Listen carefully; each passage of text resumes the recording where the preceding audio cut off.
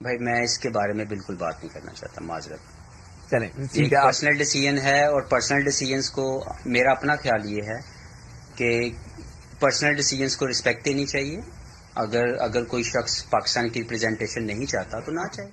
دوستو محمد حفیظ نے محمد عامر کے ریٹائرمنٹ کے حوالے سے ایک بہت بڑا اور محمد عامر پر محمد حفیظ نے کڑی تنقید کی. دوستو محمد حفیظ نے محمد عامر پر بڑے بڑے الزامات بھی لگا لیے، اور جواب میں محمد عامر کو بھی غصہ آ گیا.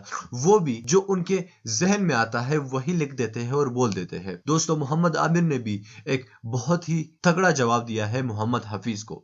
تو یوں مانے ان دونوں کے درمیان لڑائی شروع ہو گئی ہے. دوستو قصہ کچھ اس طرح شروع ہوا جب محمد حفیظ ایک نجی پاکستانی ٹی وی کو انٹرویو دے رہے تھے، سما نیوز کو. دوستو محمد حفیظ سے سوال پوچھا گیا کہ محمد عامر کے ریٹائرمنٹ کے حوالے سے آپ کیا کہنا چاہیں گے. تو محمد حفیظ نے جواب دیا، ہر کھلاڑی کا اپنا ذاتی مشورہ ہے. کچھ لوگ پاکستان کے جانب سے کھیلنا چاہتے ہیں اور کچھ لوگ پیسوں کے لیے کھیلنا چاہتے ہیں. تو محمد حفیظ نے محمد عامر پر یہاں پر کڑی تنقید کر دی ہے کہ محمد عامر صرف اور صرف پیسوں کے لیے کھیلتے ہیں، بلکہ نہ کہ پاکستانی ٹیم کے لیے کھیلتے ہیں، اور نہ ہی پاکستانی قوم کو وہ ضروری سمجھتے ہیں. وہ صرف اور صرف پیسوں کو ضروری سمجھتے ہیں.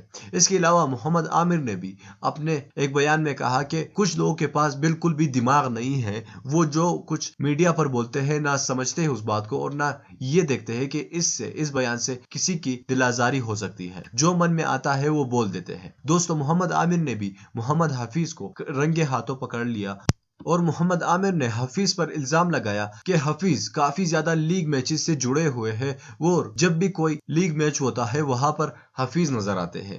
تو میں بھی کھیلتا ہوں، اس سے تو کوئی بڑی بات نہیں ہے، اور محمد حفیظ کو شرم آنی چاہیے اس طرح کے الزامات لگانے سے پہلے. تو دوستو ان دونوں کی لڑائی کافی زیادہ شدت اختیار کر گئی ہے. اگر محمد عامر کوئی اچھا سا حل نکال لے اور ٹیم میں واپس آ جائے تو پھر محمد عامر کو پاکستانی ٹیم اور باقی کھلاڑی خوشی خوشی ایکسپٹ کر لیں گے. لیکن اگر وہ ٹال مٹول کر کے بہانے بتاتے رہیں گے تو ان کا پاکستانی ٹیم میں آنا کافی زیادہ مشکل ہوگا. دوستو ان دونوں کھلاڑیوں میں سے آپ کس کھلاڑیوں کو اچھا سمجھتے ہیں اور حق پر سمجھتے ہیں؟ نیچے کمنٹ باکس میں لازمی بتا دیجیے. اس ویڈیو کو لائک کیجیے گا، ہمارے اس چینل کو لازمی سبسکرائب کیجیے. اللہ حافظ.